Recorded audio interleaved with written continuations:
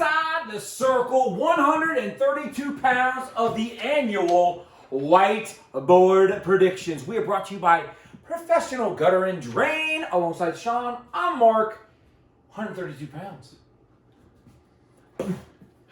Once you get past the fact that we have a runaway winner, this is actually a very intriguing weight to me.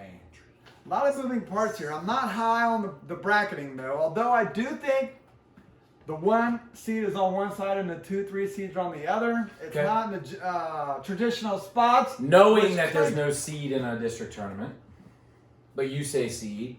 My son says seed. They call me, so Okay. you call it what you want. It creates an unbalanced bracket. Ooh, So we're going to get a competitive match that probably shouldn't happen until the 3rd and 4th, but we're getting it earlier. Got you. Sean, let's talk 132 pounds. 132 pounds.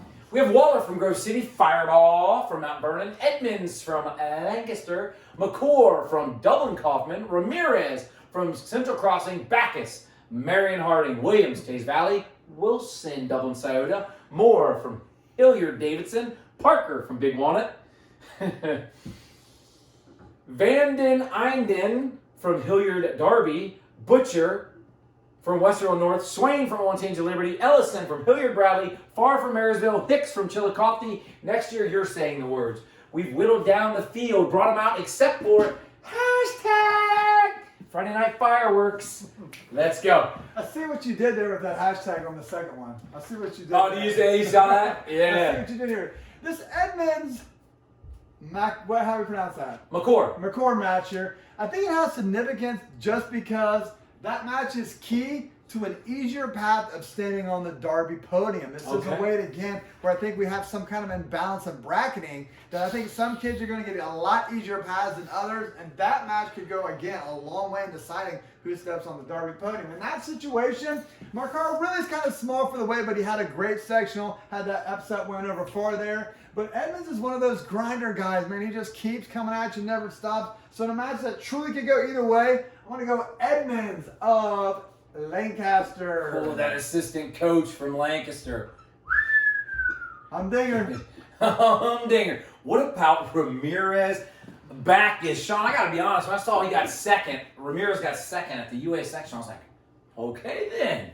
He's ready to rock and roll. Yeah, this is two kids. Bacchus coming really, really late into the game. Yeah. Ramirez had a great tournament going. Kind of got a little banged up there. I'm not sure his status on that, and that kind of is a pause for concern a little bit. Okay. But yeah, this again, we got that freshman, junior going. I got to think Coach Ratliff has his boys going here. Oh, don't try to get on their good side now. Yeah, that ship is so we're going to have Bacchus.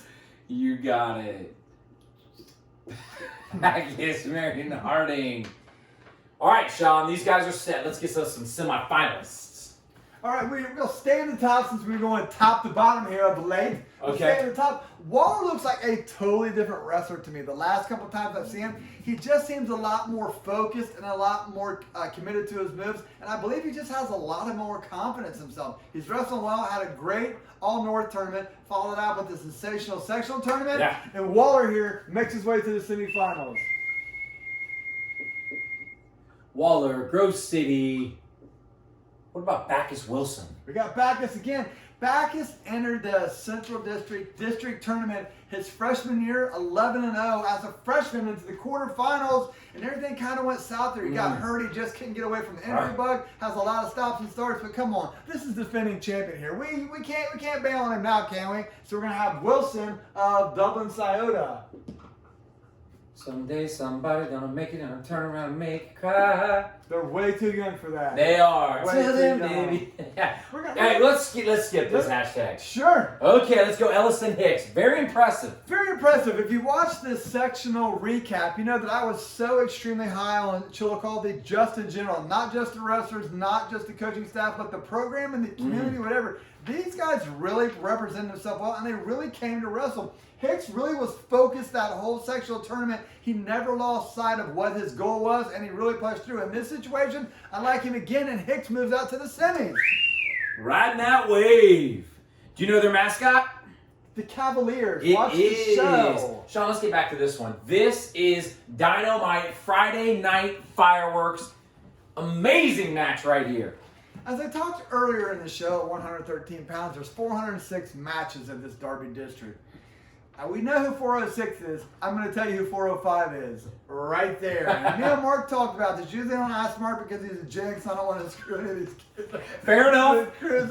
But we could not figure out the pace of this match. On the other hand, you have Moore, who is an absolute takedown machine. His takedowns are just technique style. But Butcher's better on the mat. He just seems to always come out on top of these scrambles. He's wrestling well. I think he's adjusted to the higher weight a little bit better than he did going from his freshman to a sophomore. And there's adjustment period. I say that all the time. Yeah. And I think he's coming in well. And in a match that truly was the 405th selection, we're going Butcher. Oh, ooh, buddy, Butcher. Westerville North. All right, Sean. These guys are going to cross bracket like crazy. Let me see this bad boy. We're going to have Ellison up top. Hilliard Bradley. Trying to light up the night here. Make some magic. Moore. H. Dave. Parker. Big Walnut. Followed by Edmonds. Not Fitzgerald. Edmonds from Lancaster. Sean, tell me what you got. Well, the Parker-Edmonds match is a rematch of the third place match at the upper ranking sectional, which, by the way, was the best sectional I ever. And the match really could have went either way. I think Parker had him on, had a little bit better on his feet. Okay. Edmonds kind of stole that away from him right there, I think, at the end there. So we haven't flip-flopped for a while. Let's flip-flop here. We're going to have Parker coming out. Parker! Big Walnut, Sean, let's go up top. Let's look what we got. Ooh, yeah. Let's look what we got up there. Ellison Moore. How many times do you think they wrestled? 6,423. They might both be from Hilliard, might be practicing together sometimes. I get it. Here. This is again is another contrasting styles. The one thing I think works out for Moore is Ellison kind of likes to wrestle in space, kind of like Ellison's Island, a little bit there. No, can't go there. Nope. No, Moore's good on his feet. I think he'll take advantage of the situation. He's coming off that sectional win. He's got a lot of confidence going here. I like Moore advancing out here. All righty. Sean, we've got Moore from Hilliard Davidson right here. I do have a quick question. Go. Do these guys have opponents? Not yet. Not yet. Let's get over here. Let's give them some opponents. Waller, Wilson, Butcher, Hicks. Waller, Butcher, Hicks. Well, we're going to stay at the top again. Wilson's looked sensational all year. I think his best performance, I think I've said this before, was at Marion Harding. I think people might look at the Ironman because he had a great showing there. But that was really a good field at Marion Harding. He worked his way through, and he did it with just masterful awareness and his skills. So I'm going to have Wilson advancing out. Wilson. Boom! What about Butcher Hicks? A little bit of an unknown, being from Chillicothe, doesn't really wrestle around these parts. He does not wrestle those parts. The one thing that happens in these matches is, once you win the match that you think is the match, you still have a match to wrestle. What Butcher needs to do in this case is he needs to regroup, decide that I still have a match to go. It's not given to me. I didn't get past the obstacle. The obstacle is who is the next person in front of me. I think David Grant has done a great job over the years getting his kids ready in these situations. I think they're focused. They're going to know what they're doing. And I'm going to have Butcher punching his ticket to the state tournament.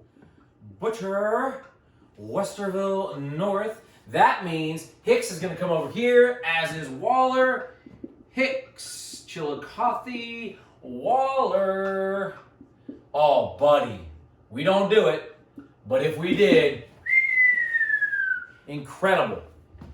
As I talked earlier in the episode, this is where I think the unbalance comes from. Waller truly is wrestling probably the best wrestling he's wrestled in his life. The kid is extremely strong. He's not cutting a lot of weight, so he's very fresh in this situation. And I think these guys have the same style. It's going to be my strength against your strength. And at the end of the day, if you would have told me that Moore would not be a state qualifier this year, I would have bet the house on it. Now, I did get a little nervous a couple of times. Some of his results are rather head-scratching to me, but I do think he's a slight favorite, and I just can't envision a situation where he does not punch his ticket. But this is not going to be a free bingo spot by any means. He's going to have to earn this one, but we're going to have Moore from Hilliard Davidson sneaking by a very pesky Waller.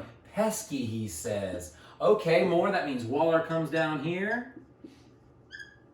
Grove City. Let's talk Parker Hicks. Ooh! One one thing I do, and you've may have heard me mention several times on the show, is historically speaking. I track basically every record you can probably think of. Now, I don't have all these ESPN records east of the Mississippi after playing a Monday night game and then going on the road. What was the temperature? Exactly. But one of the stats that is just an astonishing thing to me is if you were a two-time district placer going into your senior year, man, you're batting like 1 out of 10. But ironically, if you're a three-time placer going into senior year, you're batting like 100. I don't know why that stat is the way it is. It is just a weird stat. Parker's missed some time here, and having coming off that loss on opening night, he is going to have to wrestle all these matches back. That is a lot of wrestling in matches that are going to be extremely close and competitive. Yeah. I don't know how he's going to have enough in the tank, and he's got that coach of the year in his corner to be able to do it. But God, man, I'm buying this Hicks thing. So we're going to have a guy that probably nobody outside 270 knew 2 weeks ago. Hicks from Chillicothe getting to the state tournament. And listen, the whole city of Chillicothe just erupted. You could hear it from here, just past Old Man's Bend. Old Man's Bend. Yes, sir. Big Walnut Sean, we have him in place. 5th, 3rd champion. Let's go. And the bottom, we're going to go with Waller from Grove City. Got it. Waller, Grove City. And third, we're going to have Moore from Davidson. Moore, H. Dave. What about up here? And in the final, a rematch Oh, of the sectional tournament. We are going to have defending state champion Ty Wilson. Ty Wilson.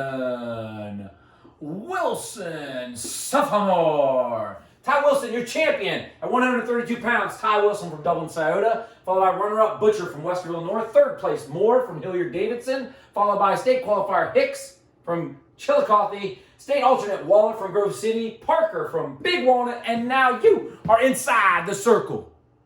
9 minutes. 9